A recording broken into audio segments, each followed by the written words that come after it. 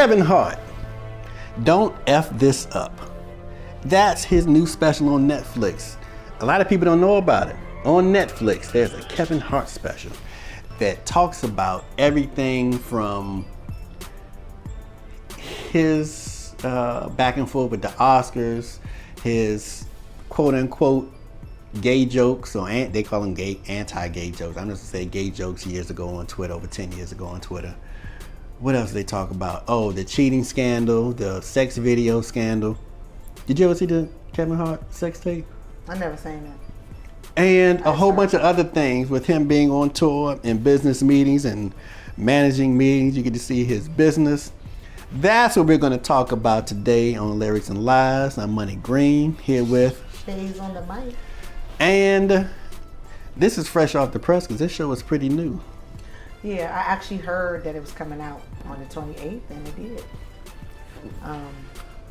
At first I was like, I thought it was going to be another special, like a comedic special. Right. But this is like running through, like you said, his life, his day-to-day life, and what he has to deal with, and what he has to go through. The people who are all in his entourage, who he deals with day in and day out. You love calling it Entourage. I like Entourage. Didn't you used to look at that show? Entourage. I love that show. Okay. I gotta plug shows too while I'm saying these things. That's true. I feel you. Okay, so his entourage, his support group, his family, his team. He actually called they family, their brothers. But it's a team. It is a team. And I'm gonna be honest, I think that's really good. It's great. That he has a team. It's great. And how they look out for each other. They all play a part. They all play a role. They all play a role, and they all play a part, and they all help each other out. And I think this just takes us in a day in a life that, again, I think people put these celebrities on a pedestal, and they're actually people, just like me and you. But some of them should be mistakes. Some should be put on a pedestal. While watching this, I put Kev on a pedestal because all that running. I'm like, man, I wish I could run like that. They had him just on video, just running at a nice pace. See, there's things like that you didn't even see that coming. You think I'm talking about? I didn't know she was about to say. I'm talking about him as an entertainer, but there's little things you pick out about certain people, and him and his trainer zipping through the streets of LA, him running up the hill, and talking about being jealous of people. I'm jealous of the weirdest things. I don't get jealous a person has this, or they drive that, or they had this jewelry. That's not. I don't know. I was jealous because of that mountain that he got to run up, or that hill. Oh, we had on the red shirt. I'm saying, where is this hill? I want to run up that hill. However long it would take. Are you ready to run up that hill? Are you trained and ready for that hill? I would train for that hill. Yeah, but you're not ready for that hill yet. That's why you don't know where it is. Once you get trained and ready, I'll tell you where the hill is. Thank you. Because I was about to say, anybody out there, y'all in Southern California, find out where that hill is and hit us in the comments or inbox me and let me know, because I'm like, man. Don't let him know until he's ready. He's not ready. I would love. He's not ready. To run and be on that hill, man. It looked like that was just a total incline. Anyway, let's get into it, because it was a lot of drama, a lot of unnecessary drama. There was a whole bunch of stuff going on. True. And one thing I didn't like was, and I'm just going to say broad things because we don't want to do any spoilers, but he and his trainer on the plane. Oh.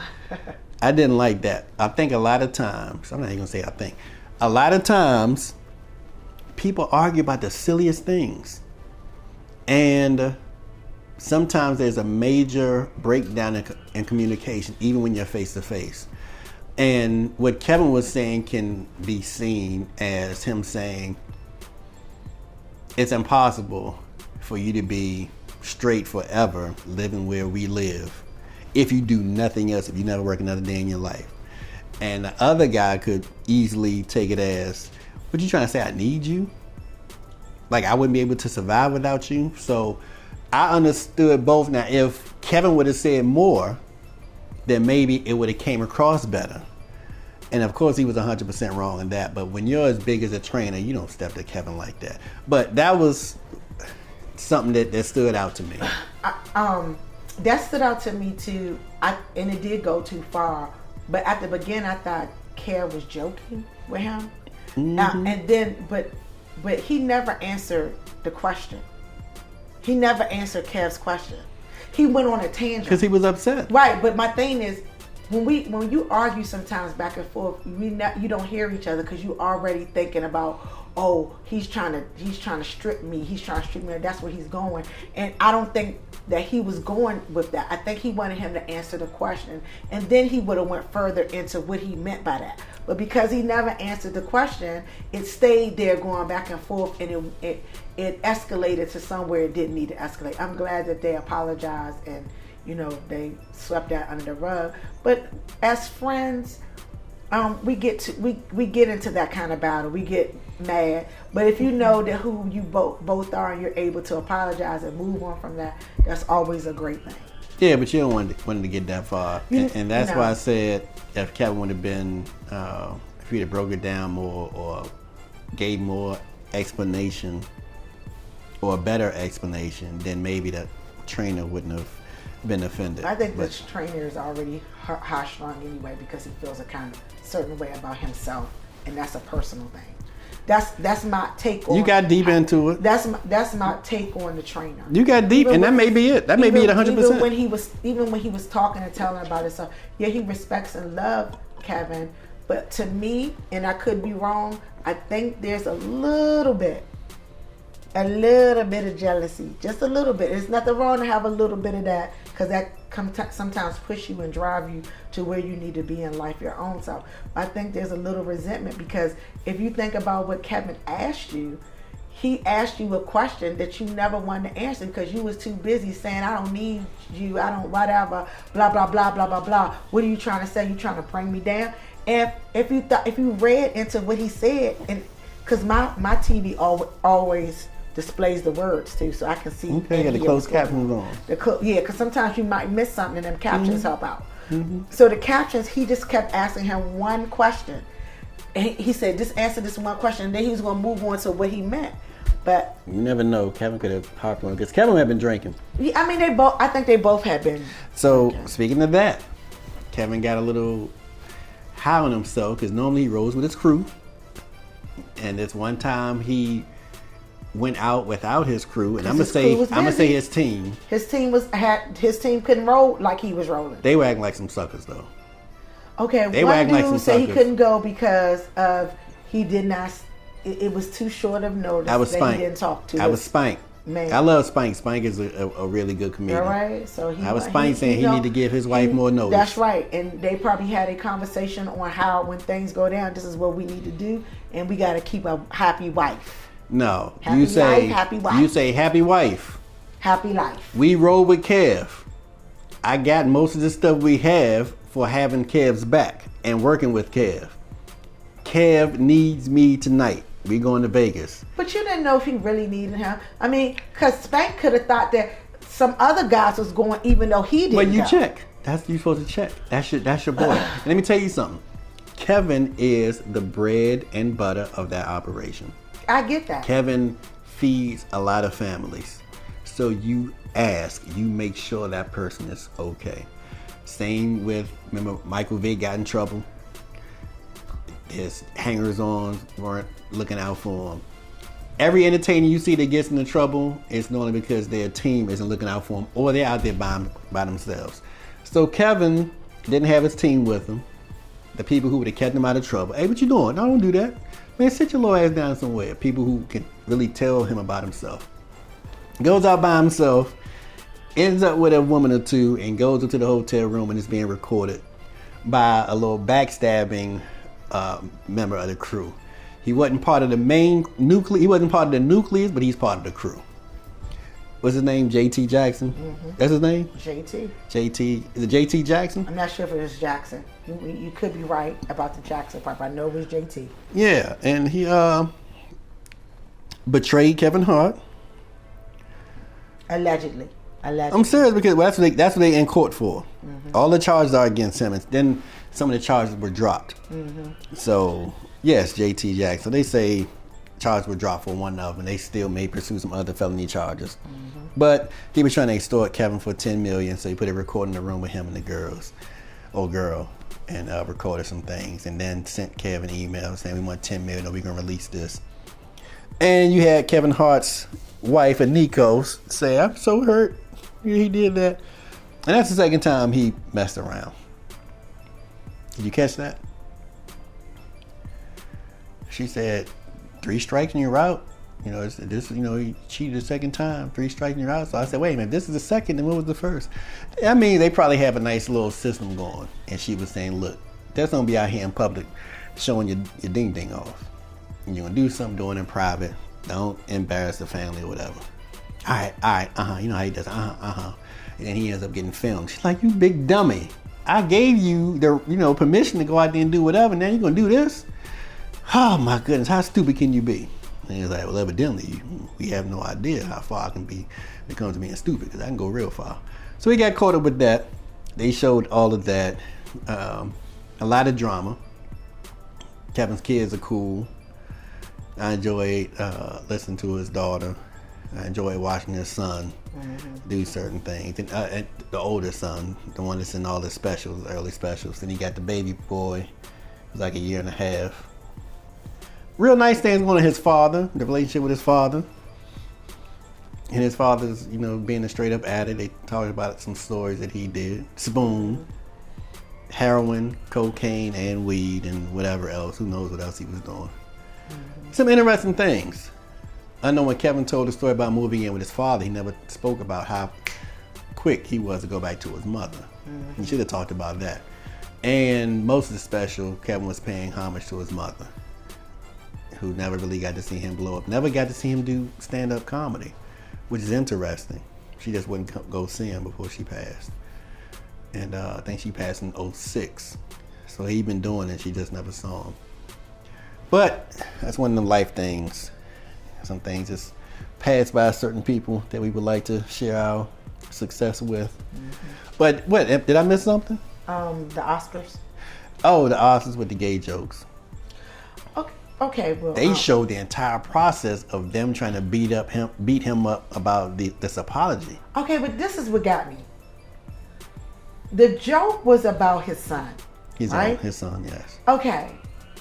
If you looked at that part, and I actually saw all of Kevin Hart's specials, we are being too sensitive about stuff. No, we're not. We're being. You mean the trans and the gay people? Yeah, they're being too sensitive. This is this man's child. He has to deal with whatever the outcome of what his child becomes later on in life. That's his growing up. This is how he was brought up. This is what he knows. So he used a joke about what he knew about his child. The joke was funny too. It was funny. He didn't talk about nobody else's kid. He didn't say anybody else in the community. He's talking about him and his child. I think y'all took it too far because y'all wanted to. Let's talk about the joke. We're talking about the joke. I know, but I'm just saying. Let's say the joke. The joke is. We gotta say it. The joke is, if I see my son. No, I don't want my son to be gay.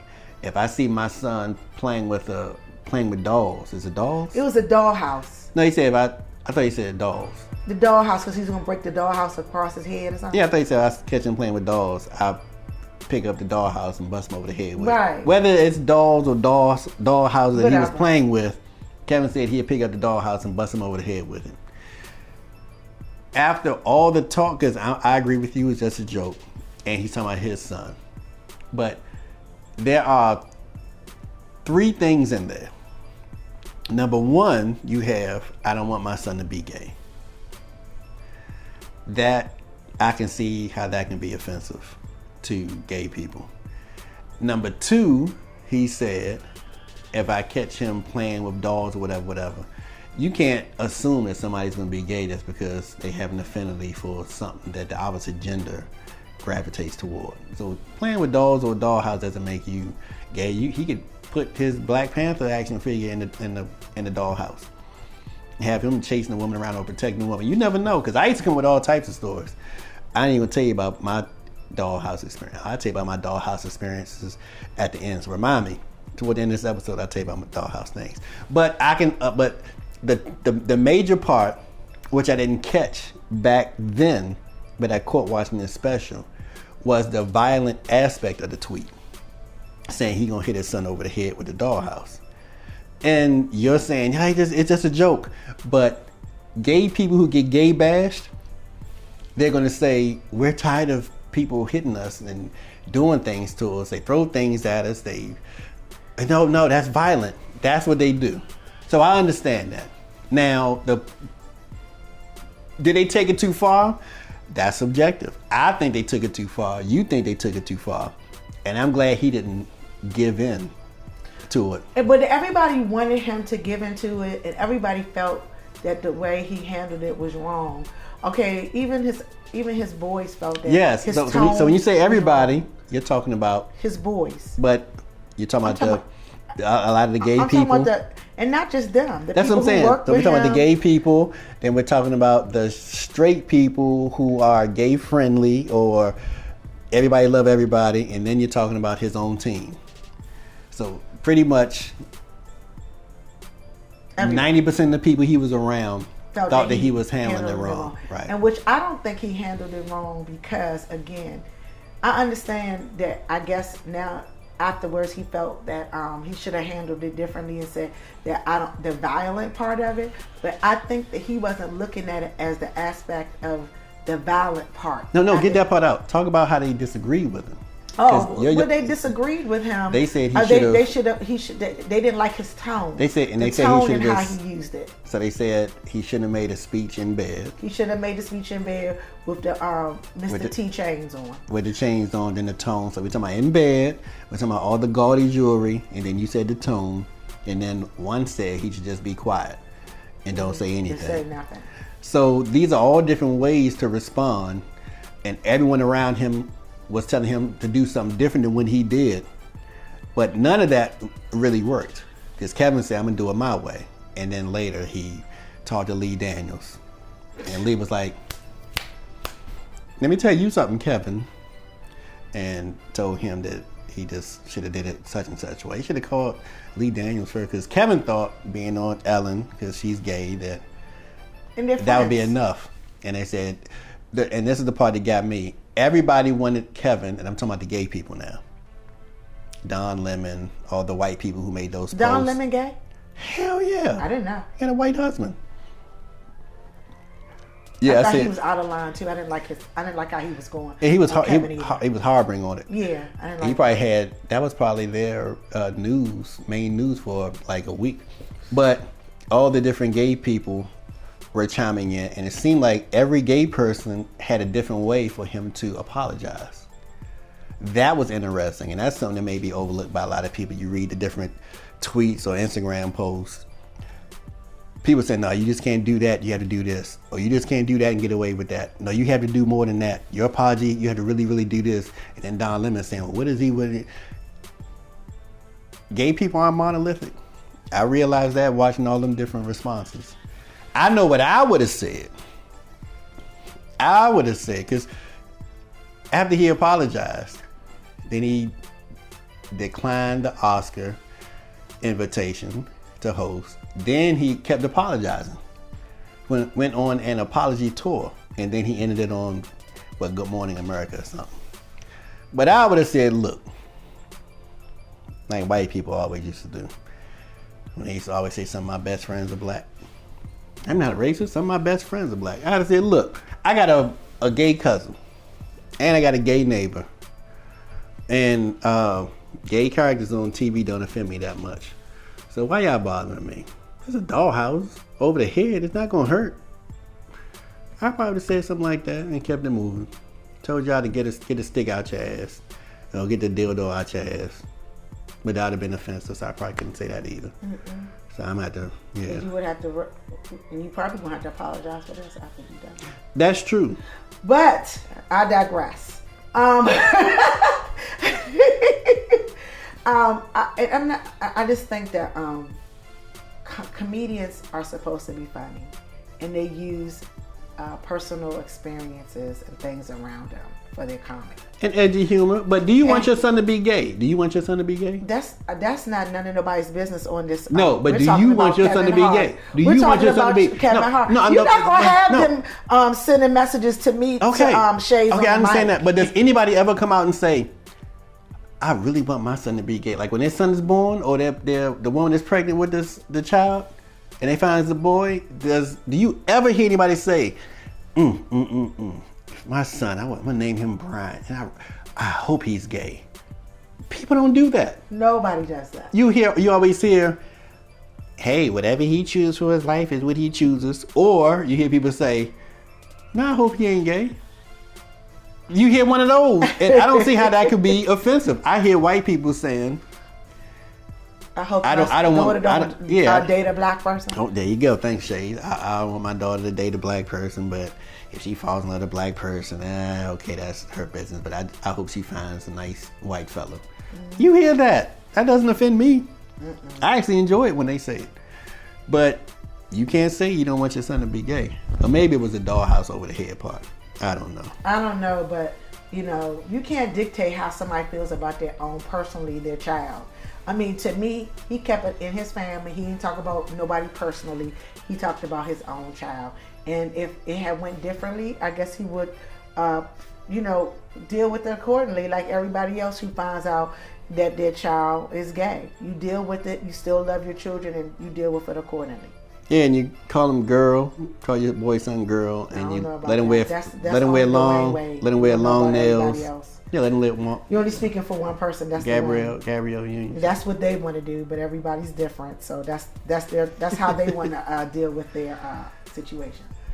I thought this was a good eye opener and giving people an opening into Kevin's life and what he's trying to do. I really can't wait to see this Uptown Saturday Night movie. I'm hoping it's coming out in 2020 or 2021. The original is one of my favorite movies. It's in my top 5. I would really like to see how they do this. I would really like to see. I mean, he seemed like he got some top people that he wants to be in this movie. But if they can get Denzel as Silky Slim, if they can get Denzel Washington to play Silky Slim, that would be great. He did call to. Did he ask him to do that role? I don't know which role. Okay. But originally they wanted, I think it was going to be Eddie Murphy and Will Smith. I think he's still getting Will Smith or something. Yeah, but not as the main character. Right. And then it was Eddie Murphy was tied in there with Will Smith. Then they had Martin tied into it. Then they had a few other people. Now here Kevin Hart. Kevin Hart is really, that means Kevin Hart's going to get it done. I believe he's going to get it done. And if he gets the people he wants as quickly as he get them, the movie will get done. Yeah. And I hope it's like I said, the first one is in my top 3 of comedies. So hopefully this one is good. And I saw they had a white guy on there as a writer. And they're like, that white guy didn't write this movie. Right. I keep saying white a lot in this episode, but in the other ones I don't. But y'all get over it. He said in the other ones I don't. In the other ones I don't. So get over yourself. But it's coming up in this one. But if it's a movie that was done in 1973 or 74, and this white guy is 30 years old, that means that white guy wasn't around when this movie was written, nor was he around when it was filmed. So this may be the guy who's writing the updated version, or he's doing an adaptation of the original script, or maybe he's doing an entirely new script. If he's doing a new script, I can see them saying he's the writer. But I ain't gonna bang on that. I ain't gonna harp on that. All right. Well, you already did your limit of saying white. But Kevin Hart special, don't F this up. Very good, very insightful. Get a lot of information in the business, get information on all the hard work he puts in, all the travel. His family, his wild father, his brother, his team, Spank, Joey, Harry, who else? Naeem. I'm missing one more. The one with the hat. Wayne. Wayne remind me of my cousin Steve. Wayne ain't for the BS. But that's it. You have any more to share? Other than please check it out. It's 6 episodes. And if y'all find that hill, that mountain that Kevin climbed, because I'm jealous right now, I want to run that mountain. He's not ready. So anyway, once he's ready, then I will reveal that to you. I'm trying to be ready. But anyway, we love y'all guys. 2020 is going to be a hot year, y'all. Right. Hot year. And in the meantime, Please like and subscribe. I be Shayz to her because she been kicking my ass by saying that the past few times. Share. Shayz on the mic, Money Green. We out.